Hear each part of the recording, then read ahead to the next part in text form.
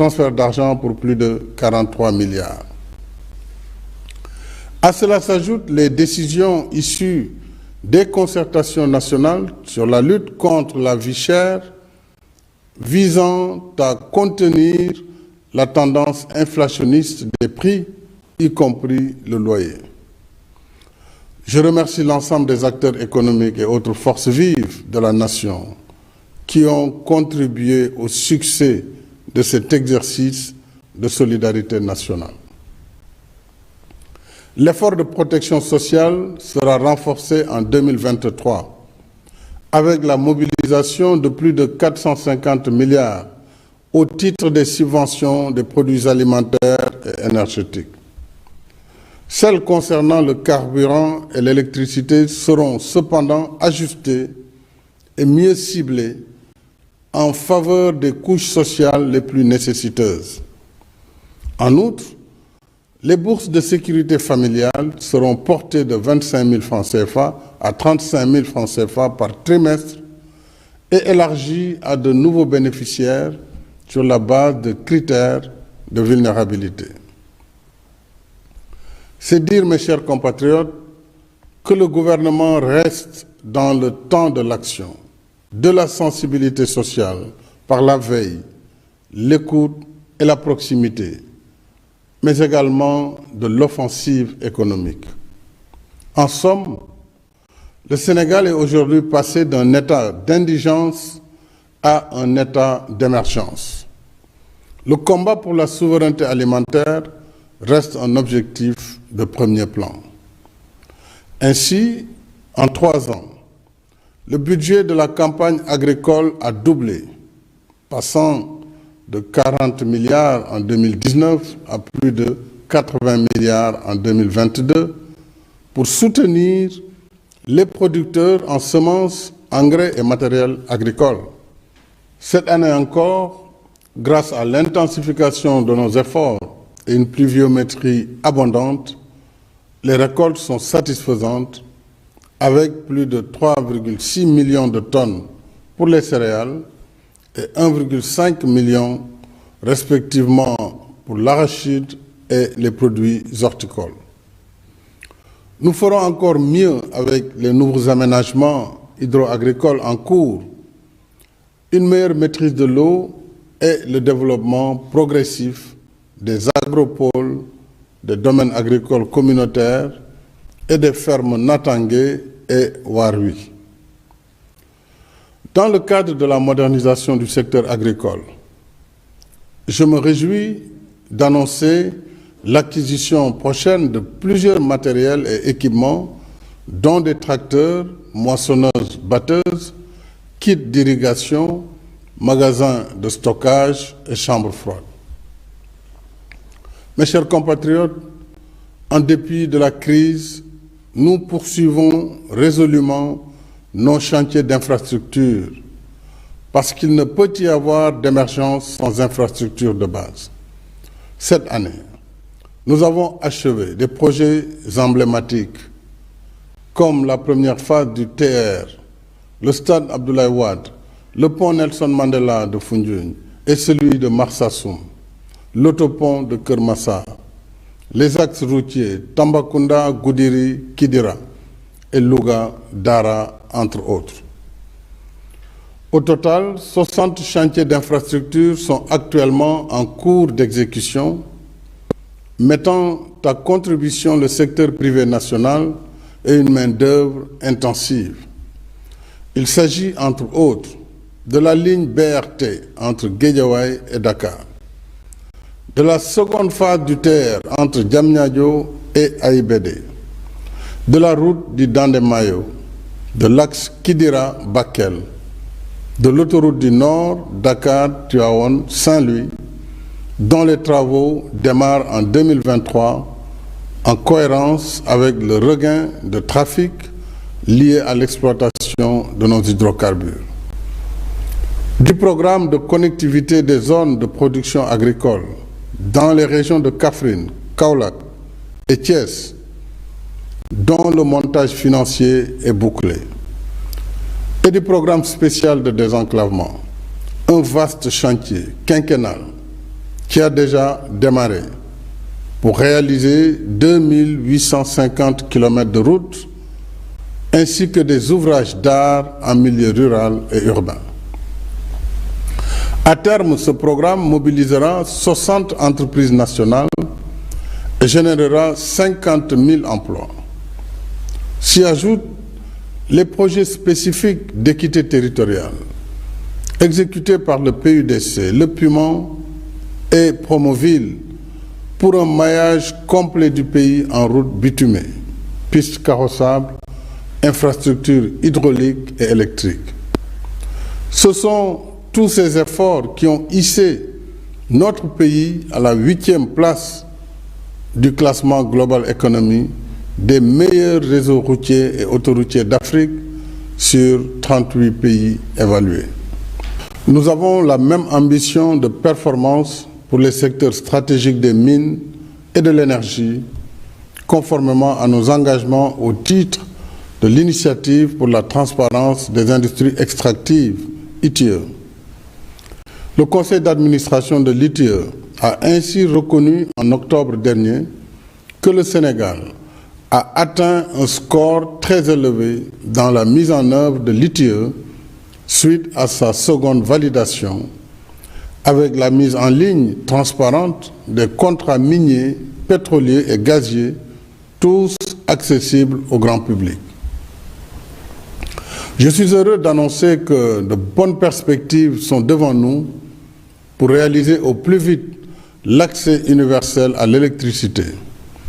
Les travaux de notre projet pétrolier Sangomar et du projet gazier GTA que nous partageons avec notre voisin mauritanien sont exécutés respectivement à 71 et 85% avec la participation d'entreprises et de main-d'œuvre sénégalaises, donnant plein effet à notre politique de contenu local. Dans la perspective de nos premières productions en 2023, notre pays a adhéré en novembre dernier à l'Organisation des pays africains producteurs de pétrole afin de défendre ses intérêts dans le cadre de la solidarité africaine. D'autre part, la Sénélec a renforcé ses capacités avec la mise en service de la centrale électrique de Malicounda et notre quote-part de 33% dans la centrale hydroélectrique de Gouina. À cela s'ajoute le nouveau programme d'installation de 115 000 lampadaires solaires, prioritairement dans les communes non bénéficiaires de la première phase et l'électrification de 2000 villages au titre de la phase 2 du PUDC. Tout comme l'électricité, l'eau et l'assainissement restent au cœur de mes priorités.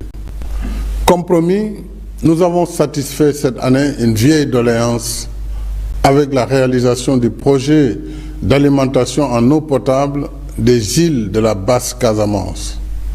De même, les travaux de la première phase de l'usine de dessalement d'eau de mer des Mamelles ont démarré.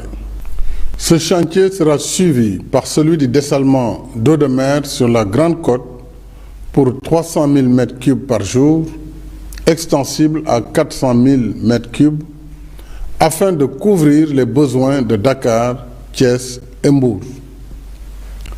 Nous lancerons en 2023 le projet d'exploitation des eaux de surface du bassin de Nanija-Bolon dans le département de Koungheul, soit 46 millions de mètres cubes par an, pour mettre en valeur 12 000 hectares et arrêter l'avancée des eaux salées. Un financement de 156 milliards sera également mobilisé pour la première phase de l'ambitieux projet de renforcement de la résilience des écosystèmes du Ferlo, le Préferlo, qui consiste à transférer 680 millions de mètres cubes par an du lac de Guiers vers la zone du Ferlo sur un linéaire de 214 km entre Keur-Momar-Sarr et Ranérou. Le Préferlo contribuera de façon substantielle à la souveraineté alimentaire de notre pays en mettant en valeur tout le potentiel d'agriculture et d'élevage du terroir. J'ai aussi demandé au gouvernement de renforcer la politique des branchements sociaux pour soutenir les couches vulnérables en milieu urbain et rural. Pour un Sénégal de tous, un Sénégal pour tous. Et parce que l'eau est un minimum vital, je tiens particulièrement à ce que chaque famille, quelle que soit la modestie de ses moyens, puisse accéder à l'eau potable. En matière d'assainissement, d'importants chantiers sont en cours, avec la finalisation des travaux de renforcement des capacités de la station de Cambérène, le lancement du projet de renouvellement du collecteur Anne-Fan pour régler une vieille préoccupation des communes de Anne, Fan.e, Amitié, Grand Dakar, Biscuiterie, Mermoz Sacré-Cœur, Sicap Liberté, Dieuppeul-Derklé, Grand Yoff et des HLM. Enfin, la poursuite du programme d'assainissement des villes de Dakar, Kaolack, Louga, Matam, Pikine, Rufisque, Tambacounda, Saint-Louis, Tivaouane et Touba. Dans la quête d'émergence, notre système éducatif reste le cœur battant qui irrigue le corps social et donne vie et espoir à la nation. Éduquer et former nos enfants, c'est entretenir la lumière du savoir qui éclaire les esprits et illumine notre marche vers le Sénégal de nos rêves. C'est pourquoi l'État continue d'investir plus de 25% du budget national dans l'éducation et la formation.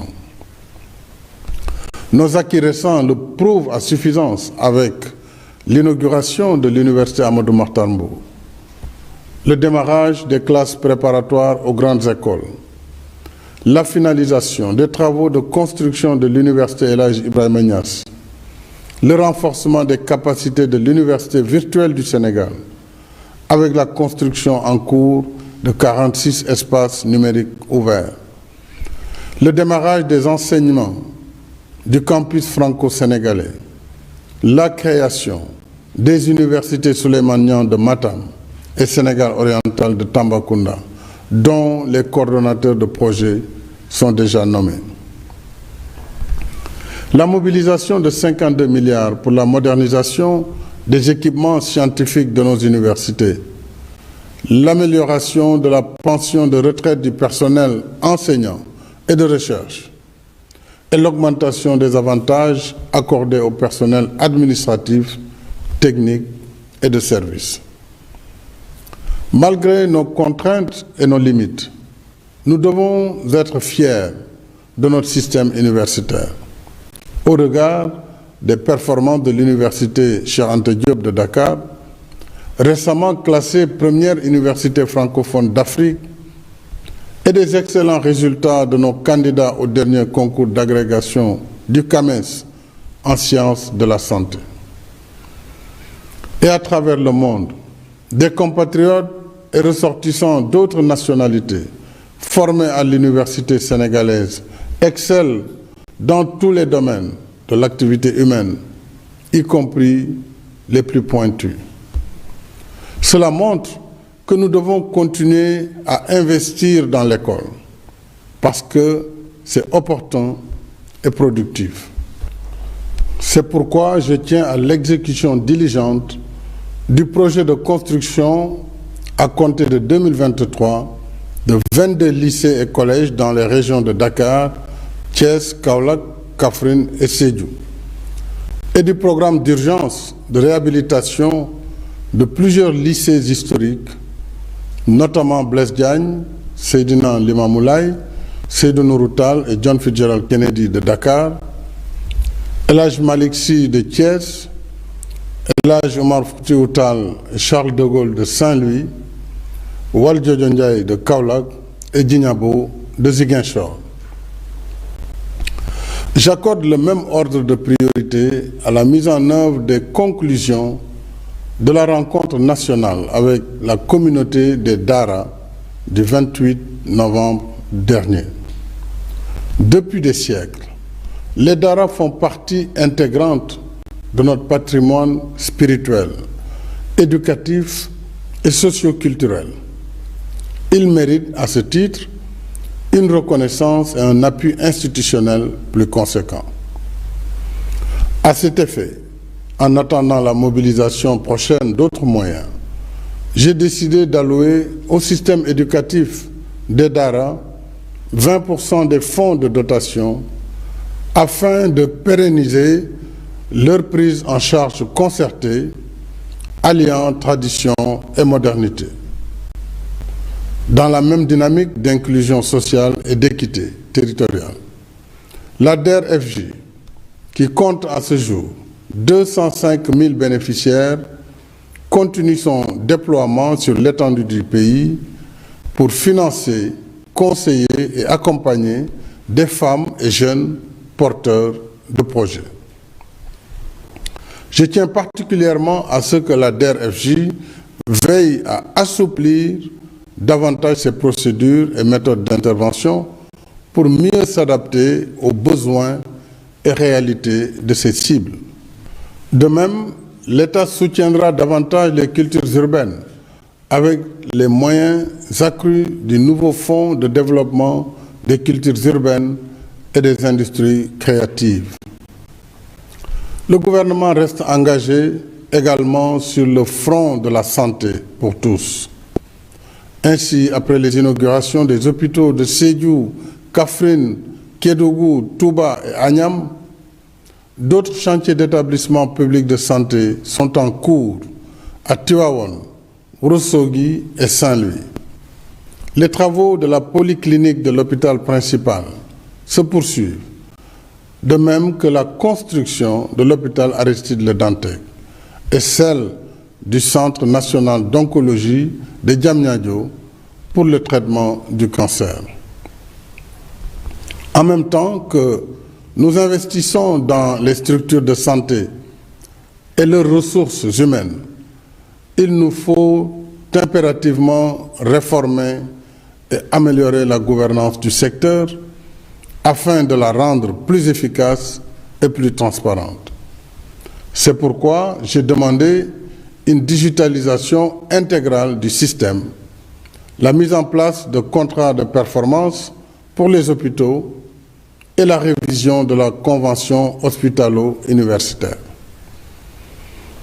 Mes chers compatriotes, au titre de son mandat à la tête de l'Union africaine et dans un contexte international agité et incertain, notre pays, fidèle à ses idéaux panafricanistes, a porté avec constance le plaidoyer pour la paix et l'intégration africaine et la défense des intérêts de notre continent dans la gouvernance politique, économique et financière mondiale. Notre diplomatie a pu mobiliser un consensus général qui balise désormais la voie pour l'adhésion historique de l'Union africaine comme membre de plein droit du G20. Je redis notre gratitude et nos sincères remerciements à tous nos partenaires qui ont soutenu la candidature de l'Afrique dans un esprit d'équité et de solidarité. Ce succès, parmi d'autres, ajouté au premier sacre de nos Lions à la Coupe d'Afrique des Nations et à leur troisième participation à la Coupe du monde de football, confirme le standing que notre pays doit tenir et entretenir dans le concert des nations. Ce rang qui nous vaut le respect et la confiance de l'Afrique et du monde, nous le devons surtout à notre héritage commun de nations libres, unies dans sa diversité, paisible et stable dans un monde continuellement percuté par la violence et l'antagonisme jusqu'à nos frontières. Chacun de nous est le légataire de cet héritage. En conséquence, nous avons la responsabilité individuelle et collective de surmonter nos différences afin de cultiver notre vivre ensemble et le préserver des périls qui font le malheur des peuples. Nul ne doit s'imaginer plus grand ou plus fort que cette nation qui nous abrite tous. Nous sommes parce que le Sénégal est. Si nous sommes là aujourd'hui, rassemblés en tant que nation, c'est bien parce que nos anciens nous ont couvés et portés sur les épaules. Notre honneur, c'est d'en faire autant pour nos enfants, en consolidant chaque jour le pacte de bienséance, de solidarité et de fraternité humaine qui lie cette nation, génération après génération. Cette tâche qui nous incombe tous, moi au premier chef, je continuerai d'y veiller de toutes mes forces pour un Sénégal toujours uni, paisible, stable et prospère.